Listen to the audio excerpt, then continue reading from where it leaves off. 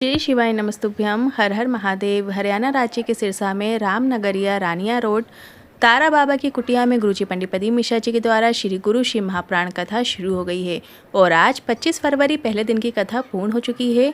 ये 7 दिवसीय शिव महापुराण कथा है जो कि 25 फरवरी से 2 मार्च 2024 तक आस्था चैनल यूट्यूब के माध्यम से देखी जा सकती है।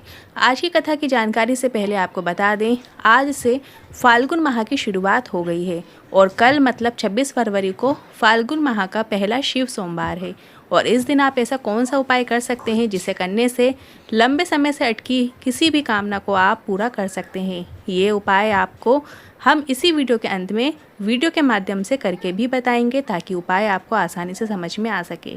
आज 20 फरवरी सिरसा हरियाणा की श्री गुरु शिव महापुराण कथा के पहले दिन की कथा में गुरुजी ने 14 उपाय पत्र उपयोगी जानकारियाँ दी हैं। सभी की जानकारी आपको इसी वीडियो के माध्यम से मिल जाएगी। किसी कारणवश यदि आपने आज कथा नहीं सुन पाए हैं तो पूरी कथा का रास्ता तो आपको छोटे से वीडियो से प्राप्त होने वाला है। तो बढ़ते हैं आज की कथा की पहली जानकारी की ओर। आज से पहले आपने तीर्थों में शिव महापुराण की कथा सुनी होगी। 12 ज्योतिर्लिंगों में आपने शिव महापुराण की कथा सुनी होगी। नदियों के किनारों पे तीर्थों में आपने शिव महापुराण की कथा सुनी होगी, पर ये एक पहली कथा है हमारे जीवन की जो किसी संत की कुटिया के अंदर हो रही है। बढ़ते हैं आज की कथा की दूसरी जानकारी की ओर।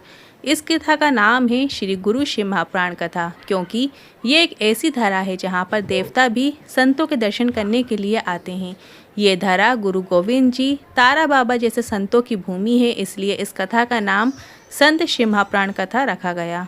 आज की कथा की तीसरी जानकारी की ओर।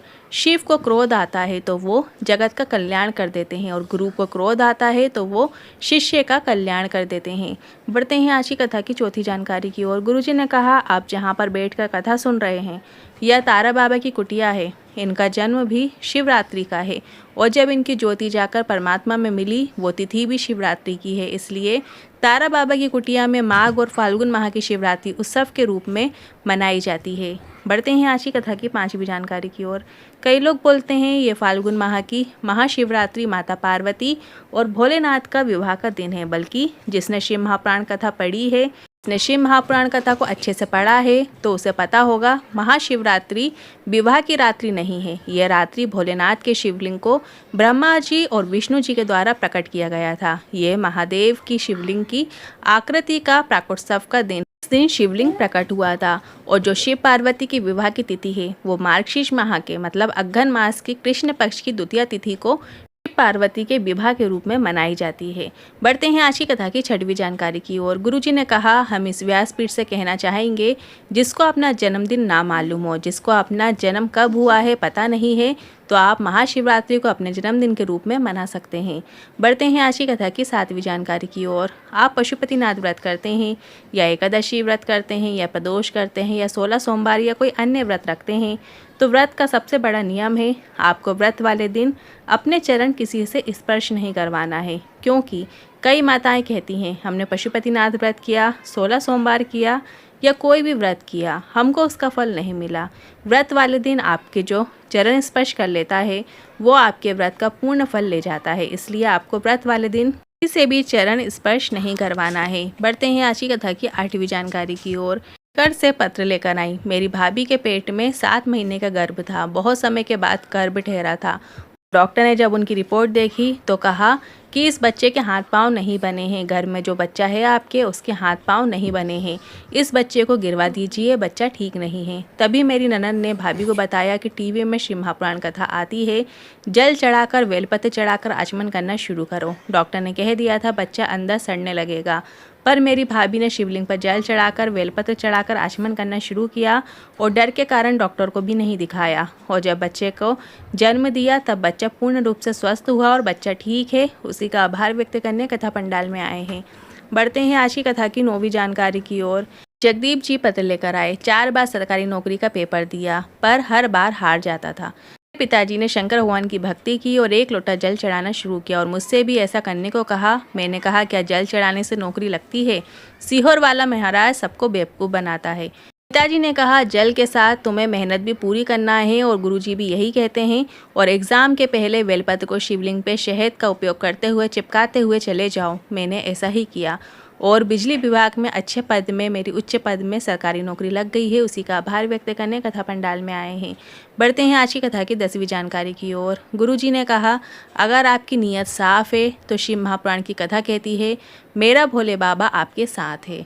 बढ़ते हैं आज की कथा की 11वीं जानकारी की ओर। पिंकी शर्मा जी पत्र लेकर आई। हमारे पड़ोस में एक भैया रहते हैं जिनकी उम्र 21 वर्ष है। जिन्हें 4th स्टेज का कैंसर हो गया था। 5 महीने से बेड पे पड़े हुए थे, जिसे नली के माध्यम से खाना पीना दिया जाता था। उनके घर में आंटी हमारे घर आई और रोने लगी, तो मैंने उन्हें भटिंडा में चल रही शिव महापुराण कथा के बारे में बताया और कथा पंडाल में बैठकर कामना करने को कहा। सीहोर वाला महाराज कहता है, पंडाल केवल कथा का पंडाल नहीं होता, जहाँ शिव महापुराण कथा होती है वहाँ शिव ज़रूर होता है और की गई कामना निश्चित पूर्ण होती है। हमारे कहने पर वो आंटी कथा पंडाल में बैठकर कथा सुनी और विनती की और उस पंडाल की मिट्टी को रच को लेकर और कार्यकर्ता से बेलपत्र लेकर घर आ गईं और उस बच्चे के पास पहुंचा दी। जनवरी को बेलपत्र भेजी गई। डॉक्टर ने मना कर दिया था रखने को, तो रुमाल में रज लगाकर उसके सिरहाने में पास रख दी गई और बेलपत्र भी रख दी गई। और केवल 4 दिन निकले, बच्चे ने आँख खोल ली और धीरे धीरे उसकी सेहत ठीक होती चली गई। और अगली बार फिर जांच हुई तो बच्चे के शरीर में कैंसर का कोई तत्व नहीं था। बच्चा पूरी तरीके से ठीक हो गया था। उसी का आभार व्यक्त करने कथा पंडाल में आए हैं। बढ़ते हैं आज की कथा की 12वीं जानकारी की ओर। ललिता नामदेव जी पत्र लेकर आए। 2 साल से बीमार थी, लीवर खराब हो गया था, लीवर पूरा डैमेज हो गया था, आंतों ने काम करना बंद कर दिया था। हॉस्पिटल के चक्कर लगा के थक गए, पर कोई आराम नहीं लगा। शिवलिंग पर जल चढ़ाना शुरू किया और बेलपत्र चढ़ाकर खाना शुरू किया। 1 महीने तक जल और बेलपत्र का आचमन किया और फिर जांच कराई तो लीवर ने कार्य करना शुरू कर दिया। मेरी सासू माँ को 25 वर्षों से दिखाई नहीं देता था। पूरे डॉक्टर को इलाज कराया पर कोई लाभ नहीं हुआ। पर शंकर जी पर चढ़ा जल उनके नेत्रों में लगाना, उनको पिलाना, एक बेलपत्र लाकर पीस कर उन्हें देना प्रारंभ किया और बाबा की कृपा से मेरी सास ने 25 वर्षों के बाद आंखों में थोड़ी थोड़ी रोशनी पाई है और बाबा ने चाहा तो जल्द से सब ठीक हो जाएगा। उसी का आभार व्यक्त करने कथा पंडाल में आए हैं। बढ़ते हैं आज की कथा की 13वीं जानकारी की ओर। आज तक जो बात नहीं कही वो बात आज हम कहना चाहेंगे। गुरुजी ने कहा, जो शंकर की चौखट पर चढ़ जाता है, जो 1 लोटा जल लेकर शिवालय तक पहुंच जाता है, हाथ में जब जल रहता है, शिवालय में पहुंचते हैं, शंकर के सम्मुख में पहुंचते हैं, तब हमारा एक संकल्प हो जाता है कि हम आपके द्वार तक आए हैं और मेरे दुख की घड़ी में आपको आना पड़ेगा। और आपको जब संकल्प जल चढ़ाने के रूप में पूरा हो जाता है तो महादेव उसे स्वीकार करते हैं और महादेव को आना ही पड़ता है। बढ़ते हैं आज की कथा की 14वीं जानकारी की ओर। अगर कोई कामना लंबे समय से पूरी नहीं हो रही है, कई उपाय कर लिए, किसी से कोई लाभ नहीं हो रहा है, तो गुरुजी ने बताया बिल्कुल एक ऐसा उपाय जिसे आप इस फाल्गुन मास के पहले सोमवार मतलब 26 फरवरी को करके अपनी किसी भी प्रकार की कामना पूरी कर सकते हैं। अब ये कामना रोग मुक्ति, व्यापार वृद्धि, नौकरी प्राप्ति, कर्ज मुक्ति, धन प्राप्ति, लक्ष्मी प्राप्ति या शीघ्र विवाह कोई भी हो सकती है। आपको एक बेलपत्र लेना है और इस बेलपत्र की नीचे की डंडी तोड़ देना है और इसी डंडी का उपयोग करते हुए, चंदन का उपयोग करते हुए, इस बेलपत्र में श्री शिवाय नमस्तुभ्यम मंत्र बोलते हुए 1 बिंदी लगा देना है। ऐसे श्री शिवाय नमस्तुभ्यम बोलते हुए 108 बार श्री शिवाय नमस्तुभ्यम बोलते हुए 108 बिंदी आपको उसी चंदन से बेलपत्र में लगा देना है। बीच में मंत्र नहीं बदलना है, एक ही मंत्र का उपयोग करना है। एक ही मंत्र का उपयोग आपको 108 बार करना है। आप चाहो तो श्री शिवाय नमस्तुभ्यम या नमः शिवाय या ओम नमः शिवाय बोल सकते हैं। बस इस बात का ध्यान रखें, एक मंत्र को ही आपको 108 बार बोलना है। इसके बाद शिवालय में जाकर इस बेलपत्र को माता अशोक सुंदरी के स्थान पर स्पर्श कराते हुए, माता पार्वती के हस्त कमल में स्पर्श कराते हुए शिवलिंग के ऊपर अर्पित कर देना है। सबसे पहले आपको बेलपत्र अशोक सुंदरी माता के स्थान पर स्पर्श कराना है। फिर वहां से स्पर्श कराकर आपको उठाकर माता पार्वती के हस्त कमल मतलब गोल कटी भाग में स्पर्श करा के फिर शिवलिंग के ऊपर आपको अर्पित करना है। 2 जगह स्पर्श कराना है, माता अशोक सुंदरी के स्थान पर और माता पार्वती के स्थान पर आपको स्पर्श कराते हुए शिवलिंग के ऊपर अर्पित कर देना है। और जब आप शिवलिंग पर अर्पित करेंगे तो आपको जलाधारी की ओर बेलपत्र की डंडी रखना है। इसके बाद 1 कलश जल बेलपत्र पर आपको अर्पित कर देना है, मतलब शिवलिंग के ऊपर आपको 1 कलश जल धीमी धीमी धार से चढ़ा देना है, अर्पित कर देना है। और इसके बाद हाथ जोड़कर श्री शिवाय नमस्तुभ्यम बोलते हुए अपनी कामना भोलेनाथ से बोल देना है।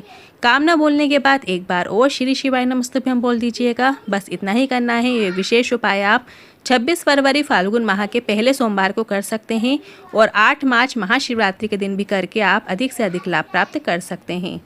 बहुत ही सरल और आसान उपाय है। आप किसी भी कामना को लेकर इस उपाय को कर सकते हैं। आज के इस उपाय से जुड़े मन में कोई सवाल है, क्वेश्चन है तो आप कमेंट के जरिए पूछ सकते हैं। वीडियो थोड़ा भी उपयोगी लगा हो तो वीडियो को लाइक करके कमेंट बॉक्स में हर हर महादेव ज़रूर टाइप कीजिएगा। श्री शिवाय नमस्तुभ्यम।